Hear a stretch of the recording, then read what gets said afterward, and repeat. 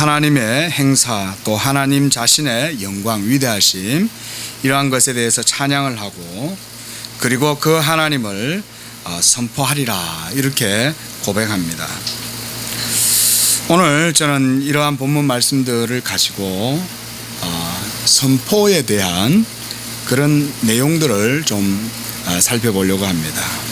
그 선포의 개념과 또 그것의 용어 그리고 그것이 의미하는 바 또 이것이 우리의 신앙에 있어서 실천적인 적용의 측면 이러한 것들을 말씀을 통해서 좀 살펴보려고 하는 것입니다.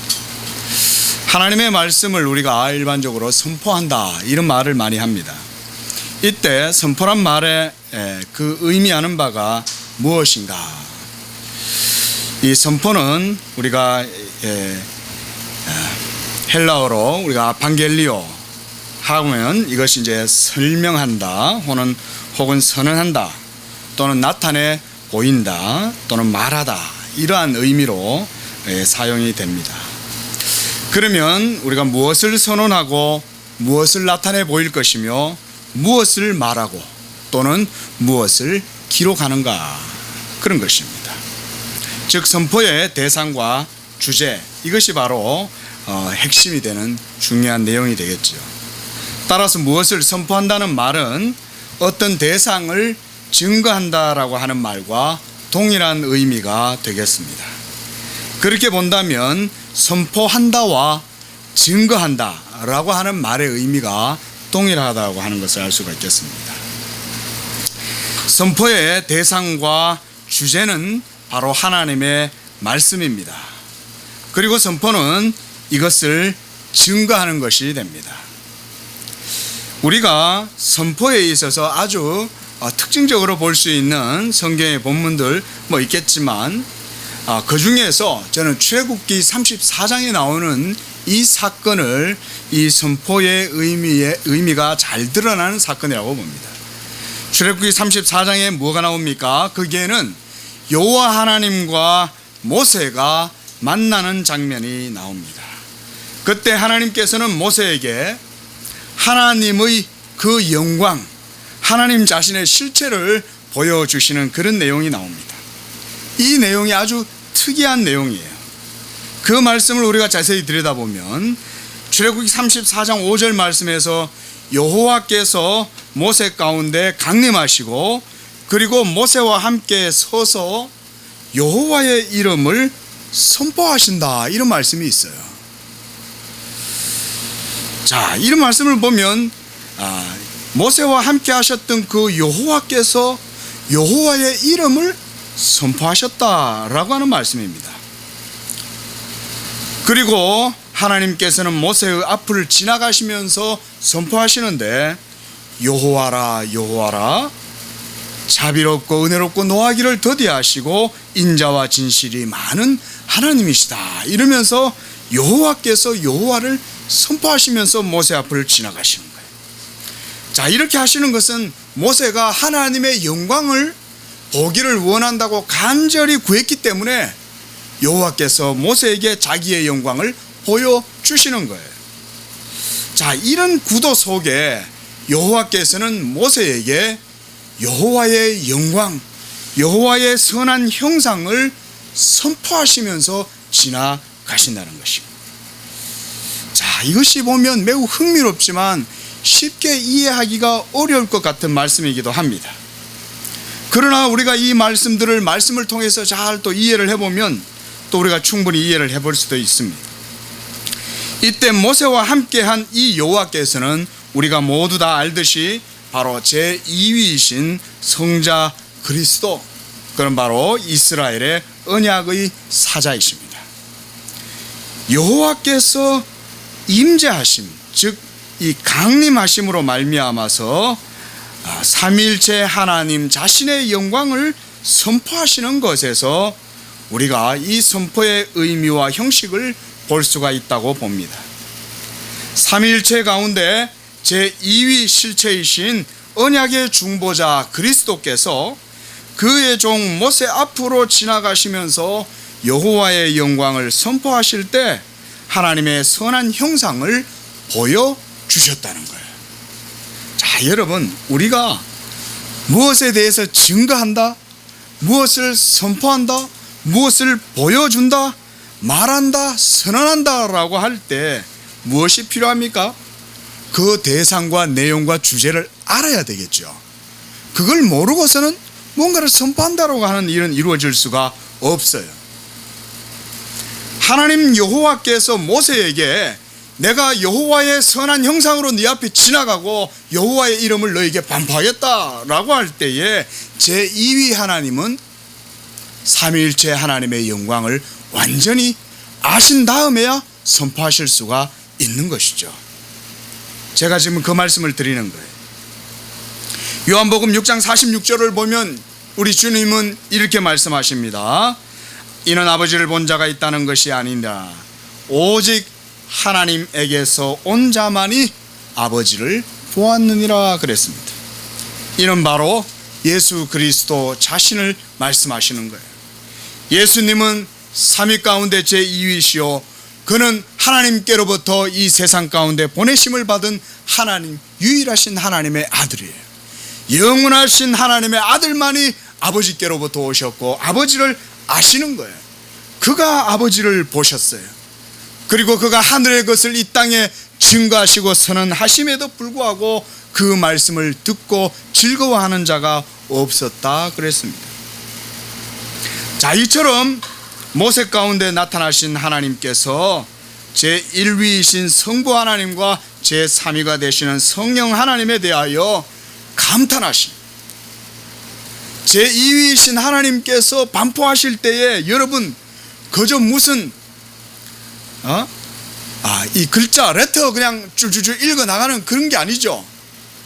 여호와의 영광으로 여호와께서 그 영광을 선언하시는 이 감탄, 제2위 하나님께서 하나님 자신의 영광을 탐복하시고 찬미하시면서 이 선언하시는 거예요.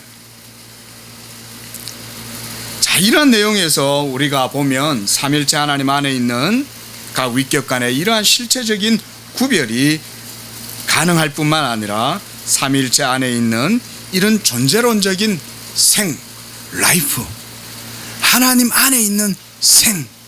그래서 우리가 이 요한복음 1장 4절에도 보면 그 안에 생명이 있었으니 그랬습니다. 이때 우리가 생이라고 하면 바로 생명이죠. 카이, 비타. 우리가 이것을 또는 네페시 또는 아니마 이런 히브리어나 라틴어로도 우리가 볼 수 있겠습니다. 또 우리가 조에라고 하는 표현도 사용합니다. 그런데 하나님 안에 있는 이 존재론적인 생명, 이것은 바로 비타가 됩니다. 카이, 헬라어로, 히브리어로. 자, 여기서 바로 하나님의 언약의 생이라고 하는 것이 무엇이냐.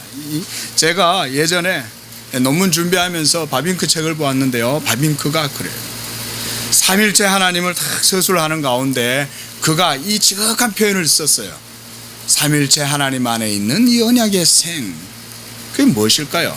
그건 바로 하나님 자신이 생명이시다. 저는 그렇게 생각했습니다. 이스라엘의 구속주이신 여호와께서 살아계시는 참 하나님을 증거하시고 그 영광과 선한 형상을 보여주시면서 각 위격의 실체적인 영광을 찬양하시는 것입니다. 이처럼 제2위 성자께서 각 위격 간의 영원한 암, 아버지는 아들을 아시고 아들은 아버지를 아시고 성령 또한 아버지의 모든 것을 아시고 그와 같이 아들의 모든 것도 아시는 이러한 영원한 알므로 말미암아서 제2위 성자께서 지금 모세에게 선언하시는 것입니다. 자, 이것은 이제 삼위 하나님 안에서의 한 예입니다. 그렇다면 이제 사람의 편에서, 우리 편에서 하나님의 말씀에 대해서 선포한다라고 말하는 것이 무슨 의미를 가지는지 생각해 봐야 되겠습니다. 하나님은 말씀이시고 영이시며 성부, 성자, 성령 삼일체 하나님이십니다. 따라서 하나님의 말씀을 말한다는 것은 우리가 매우 신학적이고 교리적인 것이라는 사실을 알 수가 있어요.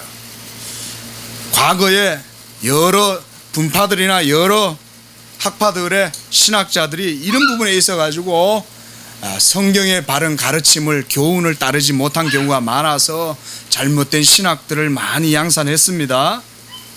그런데 감사하게도 우리에게는 정통신앙 고백이 있고 개혁 교리가 있어요.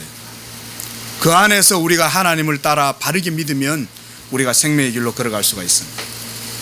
먼저 인간의 편에서 하나님의 말씀을 말한다는 것 그 자체는 하나님 자신에 대한 증거요 선포가 되는 것입니다. 하나님을 말한다는 것은 그 말을 듣는 우리 인간에게는 뭐가 되냐면 생명이나 진리요 의에 대한 이런 우리 종교의 본질적인 주제가 된다는 거예요. 동시에 이것은 참 하나님이요 살아계신 하나님께 대한 이런 말들은 우리 인간이 하나님께 마땅히 드려야 될 예배와 경외와 고백에 대한 그런 주제들이 된다는 것도 알 수가 있습니다. 그래서 여러분 우리가 예배에서 하나님의 말씀이 선포된다라고 할 때에 말씀의 선포가 있는 이 예배가 참된 예배가 되는 거예요. 그럴 때에 진정하고 참된 예배가 가능해지기 때문에 그렇습니다. 하나님 말씀을 들어야 됩니다. 또한 하나님 그분 자신에 대한 말들은 삼위 하나님의 존재론적인 이런 인격뿐만 아니라 하나님의 사역 그리고 하나님의 행하시는 일들에 대한 내용을 동시에 포괄하는 거예요. 하나님께서는 모든 만물을 창조하시고 그리고 보존하시고 통치하시고 섭리를 이루시는 이러한 일들을 이루십니다. 그리고 모든 만물들은 바로 이러한 하나님의 역사의 장입니다. 이 모든 일들은 하나님의 말씀으로 이루어집니다. 그러므로 믿음의 사람에게 있어 가지고 이 세상은 그 자체로 하나님이 일하시는 영광의 극장이요 하나님의 사역 현장인 것입니다. 이러한 세상 속에서 우리가 무슨 말을 한다고 한다면 우리가 이렇게 생각하면 여러분 우리가 무슨 말이라도 사실 아무렇게나 할 수가 없어요. 사실 우리는 말할 때 아무렇게 말 많이 하죠. 교회에서야 하나님 말씀을 듣기에 그나마 온전한 말씀들을 듣지만 이 세상에서 우리가 의미 있는 말들 듣기가 쉽습니까? 모이면 전부 다 하찮은 이상한 그런 음란 패설이나 하고 그저 그런 것 외에 할 일이 없죠. 술 마시고 앉아가지고도 그저 정치하고는 아무 상관없는데 마치 자기가 대통령 위에 앉아가지고 모든 정치를 다 논하듯이 떠들잖아요. 사실은 우리의 모든 말들은 거의 90% 이상이 헛된 말들이 많습니다. 그 외에 나머지들은 공용어들이겠죠. 사무용어들 이런 것들. 자, 그러나 여러분 주님은 이렇게 말씀하셨습니다. 우리가 말할 때 그저 아무렇게나 말할 수 없다고 얘기했어요. 베드로전서 4장 11절에 만일 누가 말하려면 하나님의 말씀을 하는 것 같이 해라 그랬습니다. 이것은 아주 중요한 가르침입니다. 교훈이에요. 하나님 말씀하는 것 같이 해라는 거예요. 이게 무슨 말일까요? 내가 말의 주체가 아니라 하나님이 주체시요 하나님의 말씀이 주체니까 우리가 살아가는 모든 신앙 생활에 있어서 바른 길은 하나님 말씀하는 것 같이 하면서 살아가는 거다. 자, 여러분 우리의 모든 말은 하나님의 말씀하신 것으로 말하는 것이 되지 우리 자신의 말을 할 수 있는 여지가 없다는 거예요. 너무 억측 같습니까? 아닙니다. 여러분들은 이제 그리스도 안에서 새롭게 된 피조물이요 새로운 영을 받아 산 존재들이에요. 우리가 이제 할 말은 그리스도 안에서 새롭게 산 이 영의 말씀 이외에 우리에게 의미가 되고 생명이 되고 유익이 되는 말들이 없어요. 그렇죠. 또한 인간은 말의 창조자가 아닙니다. 인간은 하나님이 말씀하신 그 말씀의 좀 표현하자면 철학자들의 말의 표현을 하자면 일종의 복사? 하나님이 말씀하신 것을 말하는 거예요. 우리는 그런 의미에서 우리의 존재는 하나님의 말씀의 거울, 하나님의 반영이 될 수가 있겠습니다.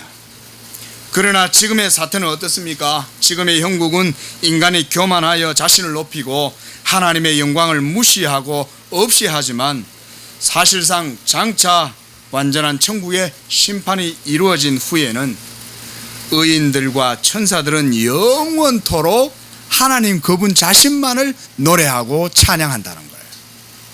장차 천국이 이루어지면 인간의 그런 잡다한 헛된 말들을 하는 게 아니라는 거예요. 천국에서는 천국에서 하는 모든 말은 오로지 하나님 자신에 대한 말밖에 없다는 거예요. 오로지 하나님의 영광만 높이고 그의 위엄만 높이고 그의 의와 그의 은혜와 이런 것들만을 영원토록 찬양한다. 그래서 우리의 말들은 그 주체가 사실상 우리 자신이 아닌 하나님께 돌려드려야 하는 것입니다. 우리 주님은 이런 말씀하셨어요. 마태복음 5장 33절에서 37절에 이렇게 말씀하셨습니다. 옛사람에게 말한 바 헛된 맹세하지 말고 너의 맹세한 것을 주께 지켜라 라고 하는 것을 들었으나 그랬습니다. 자, 여러분 이 무슨 말씀입니까? 37절 말씀을 보면 오직 너희 말은 옳다 아니라 하라 이에서 지나는 것은 악한 것이다. 우리가 사실 아무렇게나 말할 수 있는 게 없다는 거예요. 우리가 뭐든지 장담하고 떠들고 내가 주체가 돼가지고 내가 주인인 양 막 장담하고 호언장담하고 이런 것들 모두가 다 헛된 거죠. 하나님께서 우리에게 주신 말씀 이외에 사실은 우리가 말할 것은 없다라고 볼 수 있습니다. 마지막 날 심판날에 주님은 또한 이렇게 말씀하십니다. 마태복음 12장 36절에 내가 너희에게 이르노니 사람이 무슨 무익한 말을 하든지 심판날에 이에 대하여 신문을 받을 것이다 그랬어요. 주님이 그랬어요. 무슨 무익한 말을 해도 그것도 심판받는다는 거예요. 그저 우린 지나가다가 사실은 호기도 부리고 그죠? 그러면서 막 갔다가 말을 툭툭 내뱉지만 그것조차도 하나님께 심판을 당하게 된다는 거예요. 무서운 말씀이죠. 우리가 살아계신 하나님 그분 자신의 말씀을 말한다고 한다면 이것은 사실 엄청나게 중요한 일이 아니라고 할 수가 없는 거예요. 제가 이 말씀 준비하면서 제 자신을 다시 돌아봤어요. 야, 설교하면서 더 조심해야 되겠구나. 하나님 말씀에 더욱 창념하고 하나님 말씀만을 전하려고 노력해야 되겠구나. 다음으로 저는 이것과 함께 찬양에 대해서 말씀을 좀 드려보려고 합니다. 하나님의 말씀을 인간의 편에서 말한다, 선포한다, 이것의 의미는 또한 찬양의 의미를 가지는 거예요. 왜냐하면 우리가 하나님의 말씀을 말한다는 그 행위는 그 자체로 하나님을 하나님으로 합당하게 고백하고 아는 가운데에서 우리의 지성과 의지로 전적으로 아멘하는 가운데서 이루어지는 것이기 때문에 그래요.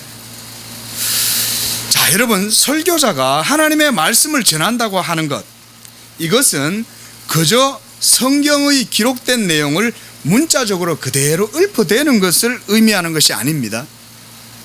자, 어떤 과정인지 제가 좀 말씀을 좀 드려보려고 그래요.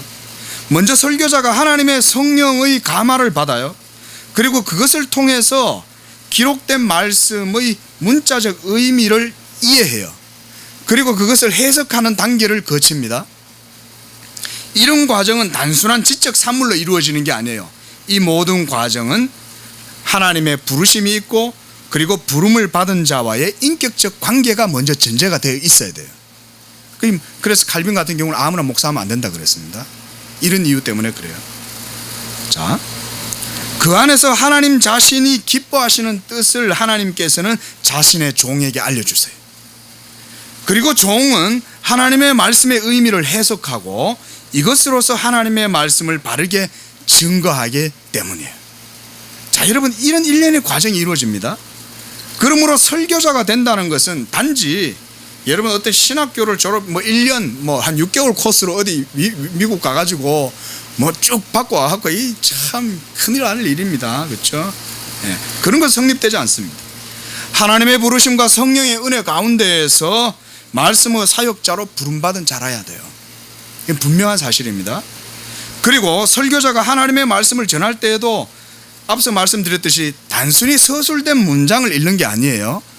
오늘 제가 설교문을 가져왔지만 여러분, 하나님께서 자신에게 주신 가마를 따라서 그 말씀의 의미를 이해하고 이것을 자신의 전인적인 인격을 통해, 설교자 자신의 전인적 인격을 통해서 회중을 향하여 선포하는 거예요. 이것이 선포로서 설교의 과정과 형식이라고 하겠습니다. 자, 여러분 어떻습니까? 이런 설교의 과정, 이런 형식들이 그저 여러분 어떤 그저 말 그대로 무슨 하드웨어 같은 틀만 딱 있는 게 아니죠. 그 속에는 하나님의 영의 인격적 임재와 감화와 교제, 친밀함, 이런 것들이 다 그 가운데 있는 거예요. 그렇다면 이때 설교자는 어떤 상태가 될까요? 설교자의 감성, 이것은 어떨까요? 설교자는 하나님의 임재를 경험하는 거예요. 하나님의 말씀을 이해하고 해석하는 과정 속에 하나님을 만나고 그 속에서 인격적인 친밀함을 경험합니다. 그런 가운데에서 그가 하나님의 말씀을 전한다면, 딱 이 과정을 통해서 하나님의 말씀을 전한다면 그 설교는 뭐가 되어야 될까요? 찬양이 되는 거예요. 여러분, 그런 설교는 찬양이라고 할 수 있습니다. 왜냐하면 하나님 자신에 대한 말이요, 하나님이 설교자 자신에게 주신 말씀이었기 때문에 그래요. 영적인 감화를 받아놓고 어떻게 그게 찬양이 되지 않을 수가 있습니까?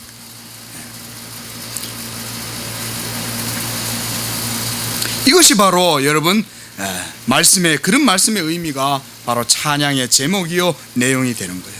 그런 의미에서 선포는 찬양이 되는 것입니다. 오늘 우리가 읽었던 본문 말씀에도 보면 시편 기자는 대대로 주께서 4절 말씀, 145절 4절 말씀에 보면 대대로 주께서 행하시는 일을 크게 찬양하며 주의 능한 일을 선포하리로다 그랬습니다. 하나님이 행하시는 일에 대해서 알고 그것을 먼저 찬양하는 거예요. 그리고 그 행한 일을 선포하는 거예요. 찬양과 선포가 같이 이루어지는 겁니다. 어떻게 선포가 그저 쓰여진 문자대로 읽는 것으로만 끝나겠어요? 아니에요.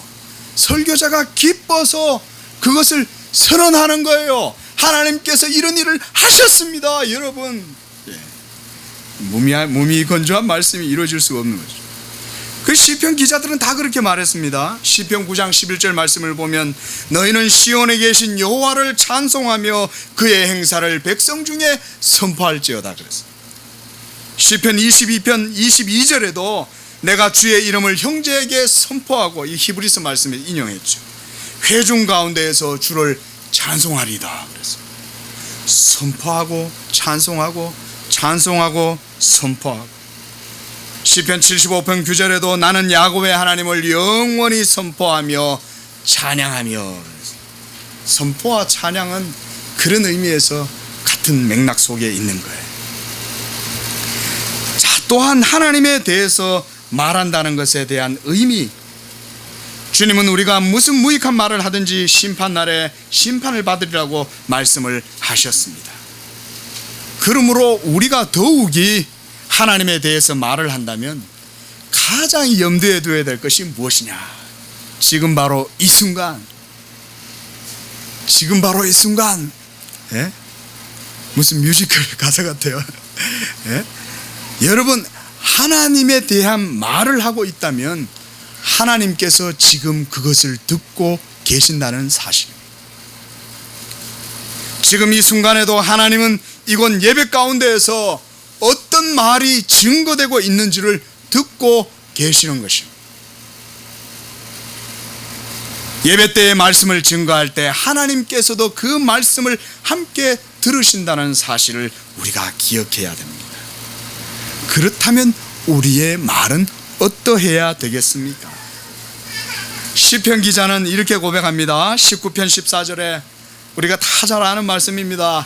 나의 반석이시여 나의 구속자이신 여호와여, 내 입의 말과 마음의 묵상이 주께 연락되기를 원하나이다. 우리 이런 찬양도 있죠. 복음성도. 여러분, 이 바른 말, 특히 하나님의 말씀을 선포한다라고 할 때 이것의 중요성이 참 이게 강조를 많이 해야 될 것 같아요. 야고보 사도는 3장 1절에서 이렇게 말씀했어요. 내 형제들아, 너희는 선생된 우리가 더 큰 심판을 받을 줄 알고 선생이 많이 되지 말라 그랬습니다. 이 목사들이, 그래서 이 목사님들이 이 말씀들을 많이 조심해야 됩니다. 이 말씀을 준비하면서 생각해 보니까 저도 말을 많이 하는 축에 속해요. 예. 그래서 이게 실수가 많아요. 말해놓고 이게 후회한 때가 한두 번이 아니에요. 예. 말을 적게 하려고 애를 많이 씁니다. 예. 성경에도 보면 너희는 하나님 앞에 잠잠하라 그랬잖아요, 그죠? 떠들지 말라 그랬거든요.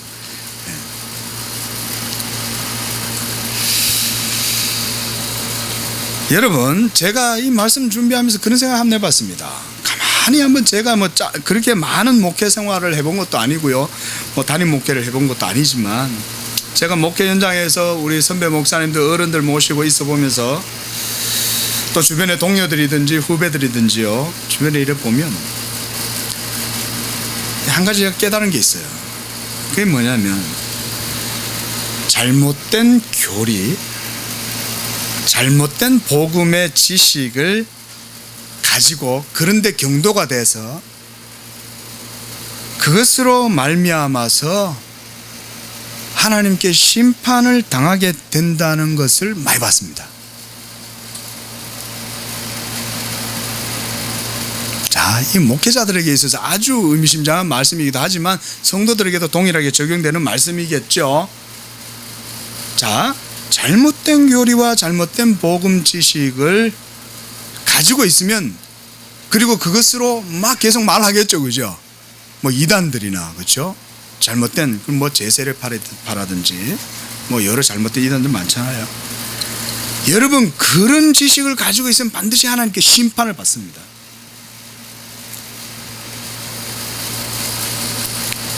그래서요, 결국은 다른 지식을 가지고 있지 못한 선생들은 무너집니다.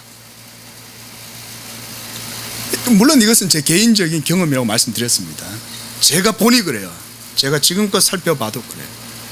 이건 저는 확신해요. 목회자 자신들 그리 조심해야 돼요. 제가 나중에 어른이 돼서 후배들한테 이런 말은 꼭 해주고 싶어요. 잘못된 교리를 가지고 있으면요, 그 사람 자신의 영혼이 망해요. 교리 정도 잘못할 수 있지, 내 개인적으로 나는 이렇게 생각해, 이런 생각 좀 가질 수 있다라고 생각 들겠지만 완전히 오판이에요, 여러분. 제 주변에 벌써 그런 사람 제가 몇 명 봐요. 여러분들도 아는 사람일 수도 있어요. 예? 대화를 해보면 바른 교리에 대한, 바른 개혁 신앙에 대한 이런 게 없어요. 말은 개혁 얘기를 하는데 우리 바른 성경의 신앙을 받아들이질 않아요, 이분이. 그런데 이분은 이상한 생각과 이상한 말과 행동을 해요. 결국 그것 때문에 여러분, 바른 생활과 바른 삶에 적용을 못해요. 깨져요, 결국. 아무리 여러분 자신을 개혁주의라는 단어로 치장해도 하나님의 말씀을 바르게 믿는 믿음과 고백이 없으면 본인 자신이 상처받습니다, 여러분. 그리고 또한 여러분, 이상한 잘못된 여러분 그런 잘못된 편향된 교리 같은 데 빠져가지고 있는 교단이나 그런 교단에서 신앙생활 하시는 분들의 자녀들도 보면 여러분 상처받습니다. 트라우마가 있습니다, 여러분. 잘못된 선교단체들이나 여러분 이상한 정신집단에 들어갔던 사람들 트라우마 있습니다. 여러분, 하나님의 말씀 1.1핵도 조금도 여러분 타협 안 하십니다, 하나님. 그리고 그것에 대해서 잘못된 길을 걸어간 것에 대해서는 반드시 여러분 심판을 당한다. 우리가 이러한 것들을 기억해야 됩니다. 역으로 인격이 미숙하거나 모난 것이 있어도 제가 보니 바른 교리와 바른 신학을 추구하는 사역자들은 결국은 바르게 하나님 은혜 안에서 고쳐요. 그리고 온전케 되고, 그리고 그가 하나님의 선한 길로 나아가요. 그 결국은 은혜로 승리해요. 예. 여러분, 우리가 바른 말을 하는 것이 저는 중요합니다. 예. 여러분, 우리가 누군가에 대해서 모여가지고 누군가에 대해서, 그죠? 뒤에서 말을 한다면, 만약 우리가 뭔가 누군가에 대해서 잘못된 말을 한다면 그 사람의 명예를 심각하게 훼손시키는 거죠. 그 사람들은 너무 기분 나쁘겠죠. 하물며 그분이 듣고 계시는 가운데 그분에 대해서 잘못 말한다면 아주 기분 나쁘겠죠. 네. 제가 예전에서 잠깐 섬겼던 교회에서 목사님이 막 이런 말씀을 했어요. 여러분, 예수 믿다가도 신앙생활 제대로 못하고 주일도 잘 안 지키고 11조도 안 하면 지옥 갑니다, 뭐 얘기하는 거예요. 제 마음의 상처를 받았어요. 완전 골수 장로교라고 막 떠들더니 결국은 그렇게 가버린 거예요. 여러분, 누가 싫어하시냐면 하나님이 싫어하십니다. 왜냐하면 진리가 아니기 때문에. 그러므로 하나님의 말씀을 선포한다, 그것은 그분 자신의 인격에 관한 말이므로 이는 곧 하나님 자신에게 합당한 말씀이라는 의미가 됩니다.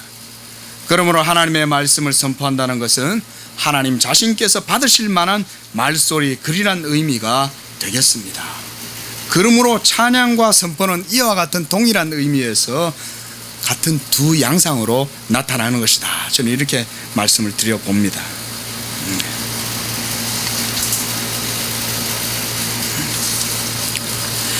선포의 대상은 하나님의 말씀입니다. 하나님의 말씀을 선포한다는 것의 의미는 예수 그리스도의 인격과 사역, 하나님의 아들 그리스도를 통해서 이루시는 하나님의 구원의 경륜에 대한 증거입니다. 우리가 복음을 선포한다는 것도 이러한 맥락 속에서 동일한 것입니다.